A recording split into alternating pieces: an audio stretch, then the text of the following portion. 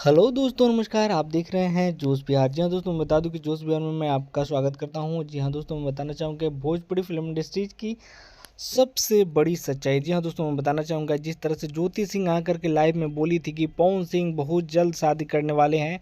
हालांकि वो बताई थी कि 1 जनवरी को ही शादी करने वाले, लेकिन ऐसा कुछ हुआ नहीं।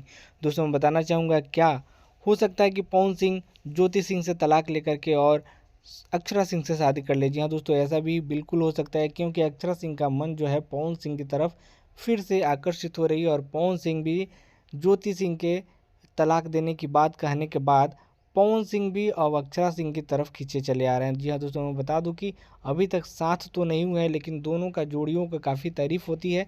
और अक्षरा सिंह ये बात अपने मुंह से भी बोली है कि हम लोगों का जोड़ी वन ऑफ द बेस्ट माना जाता था भोजपुरी फिल्म इंडस्ट्रीज में।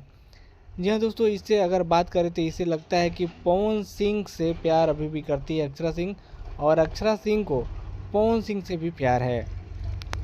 लगातार अगर मैं बात करूं कि हो सकता है कि पवन सिंह और अक्षरा सिंह फिर से दोबारा से शादी करने की प्रक्रिया के चालू कर रहे होंगे, लेकिन अगर बात करें पिछली विवादों को तो पवन सिंह ने काफ़ी हद तक अपने आप को संभाला है और आगे बढ़ने की कोशिश किया है। जी, इसी में अगर बात करें ज्योति सिंह भी, तो ज्योति सिंह ने पवन सिंह को काफ़ी मेंटल हैरेस की है और पवन सिंह को हमेशा गलत गलत इल्ज़ाम या सही इल्ज़ाम, ये हमें पता नहीं है दोस्तों, लेकिन इल्ज़ाम लगाती रही है। हालांकि लगातार आप लोगों में बात करूँ कि इसी तरह की वीडियो देखने के लिए सबसे पहले आपको जोश बिहार चैनल को सब्सक्राइब करके शेयर करना होगा। भोजपुरी इंडस्ट्री से रिलेटेड जितने भी खबर आप देखना चाहते हैं, तो सबसे पहले आपको हमारे साथ मिल करके हमारे साथ दौड़ना होगा और हमारे साथ ही आपको देखना होगा।